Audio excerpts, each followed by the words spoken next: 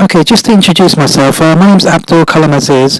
Aziz has given me the title of AV technician or technical director for this project, and we're here in a group discussion situation, and we have here Ijargo Griffith, who's the neighbourhood investment officer for this area, and we have Aziz who will introduce himself as well. We have Malik Baisov and Mufizur Rahman as well. So first of all, if you can introduce yourself, Ijargo, and tell me a bit about yourself. Certainly, my name's Ijargo Griffith. I work for Lambeth Council. I got to know the Bangladeshi community 4 years ago now. At that time, the government, the central government, provided what was called the Future Jobs Fund. So this was a fund of money set up to support young graduates into work. And this matched Lambeth Council's commitment to support its young people in the borough into finding employment. And one of the key aims of this fund was to support community groups, and the Bangladeshi community was a classic example of this. So a small community-based organisation into allowing them to create employment opportunities. So working with the Bangladeshi community, we created 2 roles at that time, administrative roles in the organisation that allowed them to expand their service offer to the community. So these 2 roles allow them to reach out and do more and support various programmes and a wider level of engagement within the community than previously. The fund was, fantastic in allowing groups like this to do it, but one of the drawbacks was there was a high level of bureaucracy. There was lots of forms to fill in, lots of monitoring forms to be filled in on an almost monthly basis. And this level of monitoring was very heavy on a small group such as the Bangladeshi community. So I would then come in and support them in the evidence they had to provide back to justify the money that was being put in. And I really enjoyed this. It was a pleasure to come along and meet the organisation, to keep coming back and get to know them better and better. Always enjoyed wonderful hospitality, made to feel very welcome here. I've learned a huge amount about Bangladesh. I think I could do a degree in Bangladesh and its history and Sylheti culture now, but as a result of coming along to the group here. It's a very difficult time for small groups such as the Bangladeshi community. Obviously, since the last election, there's been major cuts to the public sector. That means organisations like Lambeth have really had to tighten the belt. It's harder for us then to support community groups. Having said that, it is still a key aspiration for us. We are what's now known as a cooperative council. We want to work in tandem and together with community groups. So we're still eager to keep close contact with them and support them any way we can. But as I say, the funding is very difficult to come by. So it's important to keep one's eyes open about what funds are available and also what opportunities there are. So, for example, in Lambeth, we're seeing lots of growth and developments in Waterloo and also in Vauxhall. For example, in Vauxhall, 16,000 new homes are coming online. We're really looking to develop Vauxhall into a district centre. So we need to think, well, as that unfolds over these coming years, what opportunities would there be for a group like the Bangladeshi community? Perhaps they can look at opportunity to open some kind of cafe or restaurant, capitalising on the skills that they have. So it's important to keep close contact with these groups and to be open and aware of what opportunities may come that would benefit them. And you say about the Vauxhall area, does that include like up to the London Eye, Waterloo area? Is that what you're talking about? Yeah, we tend to, Waterloo obviously is a defined area in itself, and that takes in the Eye and the major development sites here, the station. We are keen to develop Waterloo.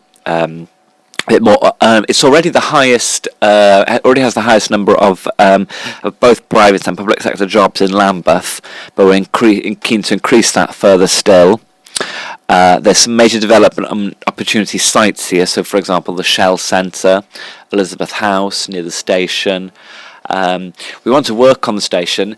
Obviously, the station's fantastic. It brings people into the area, but it also acts as a barrier. It sort of prevents linkages through. We want to look at that. We want to try and revitalise Lower Marsh, just where we are now, and try and support the shopkeepers there. We want to enrich even further Waterloo as a destination. We want to make it what we could term a world-class place. So people come to it. When people come to London, they want to come to Waterloo to see, to walk along the South Bank, see the fantastic buildings, and experience the very vibrant culture that's here, whether that be in theatres or street theatres or street art. We really want to sort of increase that cultural offer. So moving down the riverbank, then we come to the Vauxhall area, which starts at Albert Embankment. There's major developments coming online along the embankment there. Some huge residential blocks are to be built. Keen to develop Vauxhall, as I mentioned earlier, into a district centre, make that somewhere where there are lots more cafes, restaurants, shops, businesses operating. In order to support, I say, the huge new population that will come online there, we're looking to increase the infrastructure, so we're going to, at the moment, there's a public inquiry on about the building of the new Northern Line extension. So that's a branch of the Northern Line that would run from Kennington, stopping at Wandsworth Road and terminating under Battersea Power Station. And the power station, obviously, is now being developed by a Malaysian-backed group. And that's going to see a huge number of new residential apartments, but also a very vibrant retail offer, very exciting retail offer there. Between the power station and Vauxhall, there's a lot more coming online there, more flats are coming online, but also very excitingly the new American Embassy and the new Dutch Embassy. So the identity of the area, the makeup there will change completely.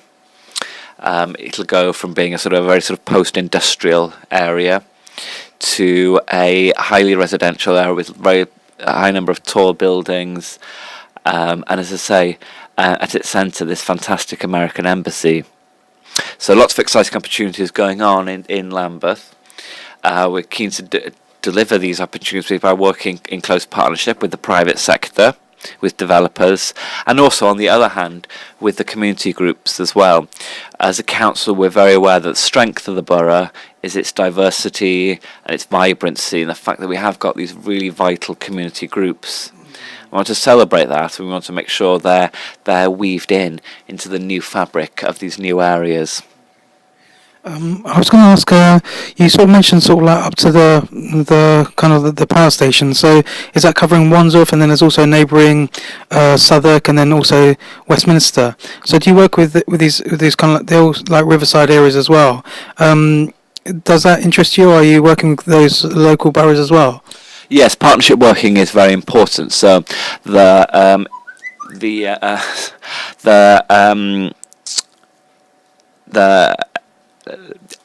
Vauxhall 9 Elms area is a good example. So the what we call the opportunity area, the area to be developed, straddles Wandsworth and Lambeth. And Lambeth, we're very keen that our residents can access the job opportunities that will come online there. The aspiration is to create over 25,000 new jobs in that area of London. We're very, very keen that our residents are in a place to benefit. We've set up a joint coordination unit with Wandsworth, and that looks forward to see what jobs will be created. So the construction jobs obviously come first, as these new places are built, and then also the legacy jobs, the jobs that are there afterwards. So we look forward to see what those jobs are. And then we need to work out, what are the skills that are needed for them, and how can we ensure our residents are equipped with those skills in order to get those jobs. So, as I say, we set up this joint coordination unit to focus on that. That's really interesting. There's lots of opportunities there. So I'll translate this into Bengali as well, so that way the Silesi-speaking community will be aware of what's going on, with what you're doing as well, and what you're contributing to the area. Aziz, I was going to ask, is there any questions you'd like to ask, or is something you'd like to add to the conversation? I want to congratulate Ijargo for his help to us he gave us two staff. One of them is already employed, and one I think she has got a job as well. So that future job fund was very helpful to us. We had two full-time staff, and they helped us to build our organization. And I hope Ijargo will continue to support us in future. Thank you, Ijargo. Thank you, Ijargo. And Malik Besop, would you like to contribute something to the conversation as well? No, I want to just thank Ijargo because he's anytime we phone him and he's come up to visit us and see us, advise us of anything we ask him. Thank you, Ijargo. Okay, মুসলিম চাচা আপনারা কিছু contribute হইলেন প্রজেক্টের মাঝে thank you very much for the ইয়েগো তুমি আওয়ার পরে আমরা এখানে খুবই ভালো লাগছে এবং ভালো চলে গেছে thank you Okay, just to translate, Mohsen Sasa was saying that thank you and thank you for your contribution, Ijargo. We appreciate your help. Is there anything you wanted to finish up on, just to tie it up, or should we leave it like that? It's a great pleasure to come and help the group here. I've very much enjoyed getting to know the group, learning about them, learning about Bangladeshi and Sylheti culture. It really is a fantastic group, and I wish the group all the best for the future. Thank you very much, Ijargo, and thank you very much everyone else as well. My name is Abdul Aziz. I'll be translating this into Bengali as well, just after this section here.